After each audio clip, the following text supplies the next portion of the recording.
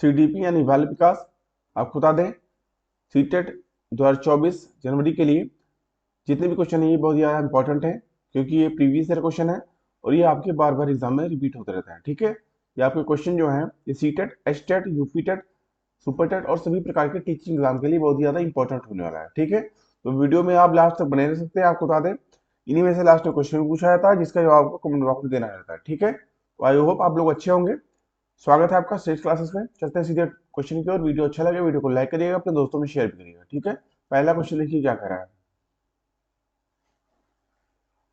भारत में बहुत से बच्चे विशेषकर लड़कियां विद्यालय में आने से पहले और विद्यालय से वापस जाने के बाद घर का काम करते हैं। आपके विचार से इस संदर्भ में एक शिक्षिका को गृह कार्य के बारे में क्या करना चाहिए?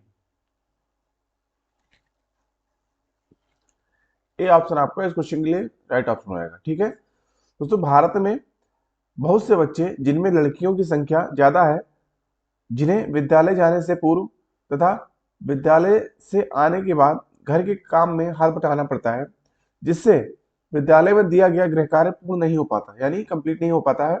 अतः इन बच्चों के लिए शिक्षक द्वारा इस प्रकार का गृह कार्य दिया जाना चाहिए जिसका प्रयोग बालक अपने घरेलू जीवन में भी कर सके। ठीक है, तो इस हिसाब से ए ऑप्शन आपका इस क्वेश्चन की राइट ऑप्शन होगा। अगला क्वेश्चन, एक प्रभावी कक्षा में, ये ऑप्शन आपका राइट होगा, बच्चे अपने अधिगम को सुगम बनाने के लिए मार्गदर्शन एवं सहयोग हेतु शिक्षक से सहायता लेते हैं। ठीक है, ये ऑप्शन आपका राइट होगा। अगला क्वेश्चन, ज्ञान के एक बड़े असंबद्ध भाग को प्रस्तुत करना, सी ऑप्शन आपका राइट होगा, शिक्षार्थियों के लिए अवधारणात्मक समझ को प्राप्त करने को कठिन बनाएगा। ठीक है, इस हिसाब से सी ऑप्शन आपका राइट होगा। अगला क्वेश्चन, क्या बच्चे इसलिए भाषा अर्जित करते हैं क्योंकि उनमें आनुवांशिक रूप से ऐसा करने की पूर्व प्रवृत्ति होती है, या उनके माता पिता प्रारंभिक अवस्था से ही उन्हें गहन रूप से सिखाते हैं? यह प्रश्न आवश्यक रूप से दर्शाता है,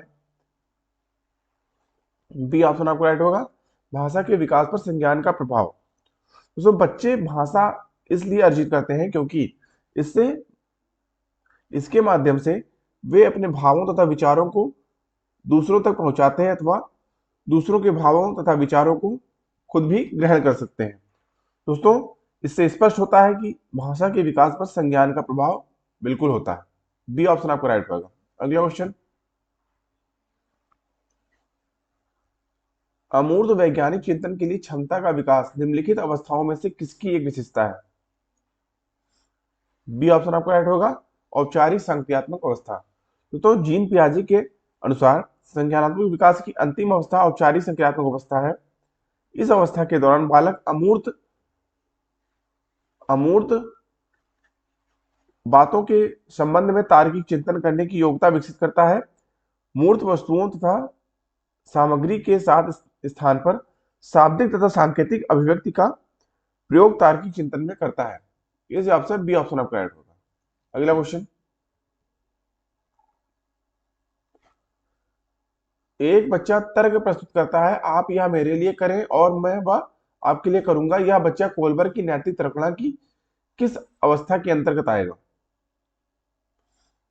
बी ऑप्शन आपका राइट होगा, सामाजिक अनुबंधन अभिमुखीकरण। दोस्तों, इसके अंतर्गत उचित कार्यों को आलोचनात्मक ढंग से पढ़कर समस्त समुदाय के द्वारा स्वीकृत किए जाने के सामान्य व्यक्तिगत अधिकारों व मापदंडों के रूप में परिभाषित करने की प्रवृत्ति को इसमें देखा जाता है। बी ऑप्शन आपका इस क्वेश्चन का राइट होगा। ठीक है, अगला क्वेश्चन, प्रगतिवादी शिक्षा, डी ऑप्शन आपका राइट होगा।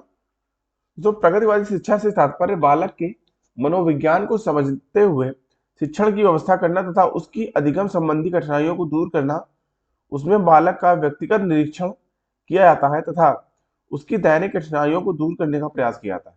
ठीक है, इस हिसाब से डी ऑप्शन आपका राइट होगा। अगला क्वेश्चन,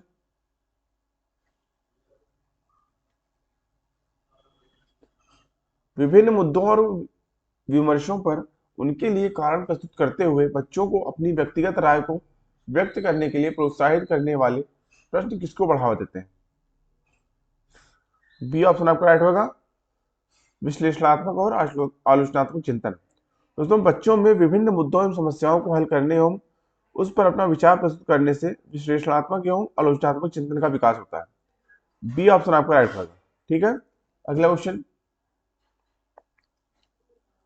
निम्नलिखित में से कौन सा कथन विकास और अधिगम के बीच संबंध को सर्वश्रेष्ठ रूप से जोड़ता है? डी ऑप्शन आपका राइट होगा। ठीक है दोस्तों, अधिगम और विकास एक जटिल तरीके से अंतः संबंधित है, क्योंकि व्यक्ति अपनी दैनिक क्रियाओं और अनुभवों द्वारा कुछ न कुछ सीखता है।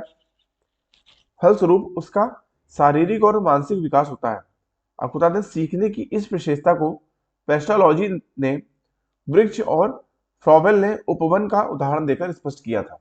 ठीक है, डी ऑप्शन आपका राइट होगा। अगला क्वेश्चन, इनमें से कौन सा विकास का एक सिद्धांत नहीं है?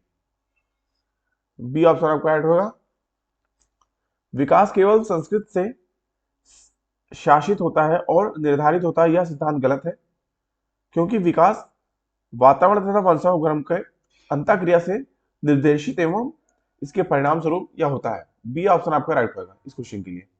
अगला क्वेश्चन,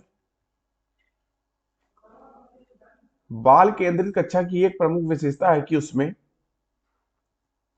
बी ऑप्शन आपका राइट होगा, बाल केंद्रित शिक्षा का तात्पर्य विद्यालय का वातावरण, शिक्षक की शिक्षण प्रणाली, पाठ्यक्रम की रूपरेखा सभी बालकों की योग्यता को ध्यान में रखते हुए बनाई जाती है। आपको बता दें, ताकि बालकों को स्वतंत्रता एवं सुगमता पूर्वक ज्ञान की प्राप्ति हो सके और स्वयं की समझ को वे विकसित भी कर सके। ठीक है, इस हिसाब से बी ऑप्शन आपका राइट होगा। अगला क्वेश्चन, बुद्धि के बारे में निम्नलिखित में से कौन सा कथन सर्वाधिक उपयुक्त है? डी ऑप्शन आपका राइट होगा। ठीक है, तो बुद्धि व्यक्ति की जनजात शक्ति है और उसकी सब मानसिक योग्यताओं का योग एवं अभिन्न अंग है। इसलिए बुद्धि बहुआयामी होती है, जैसे संज्ञान, स्मरण, चिंतन, गैर परंपरागत चिंतन, मूल्यांकन आदि। आप बता दें, इसके कई पहलू भी हैं, जैसे ध्यान, निष्कर्ष आदि। ठीक है, बी ऑप्शन आपका राइट होगा। अगला क्वेश्चन, लिंग पक्षपात की ओर संकेत करता है। डी ऑप्शन आपका राइट होगा, सांस्कृतिक अभिवृत्तियों के कारण अपेक्षाओं पर आधारित लड़कों और लड़कियों से भिन्न व्यवहार करना। ठीक है, डी ऑप्शन आपका इस क्वेश्चन राइट होगा। अगला क्वेश्चन, एक उच्च प्राथमिक विद्यालय के शिक्षक के रूप में आपके पास कक्षा में कुछ ऐसे बच्चे हैं जो प्रथम पीढ़ी के रूप में विद्यालय आ रहे हैं। आपके द्वारा निम्नलिखित में से किसे किए जाने की संभावना सर्वाधिक रहेगी इसमें? ये ऑप्शन आपका राइट होगा। तो प्रथम पीढ़ी के रूप में विद्यालय में आ रहे बच्चों से शिक्षक का रवैया बहुत ही सौहार्दपूर्ण होना चाहिए तथा उन्हें उनकी मूल आवश्यकताओं तथा समस्याओं को हल करने में सहयोग देना चाहिए। इस हिसाब से ए ऑप्शन आपका राइट होगा। अगला क्वेश्चन,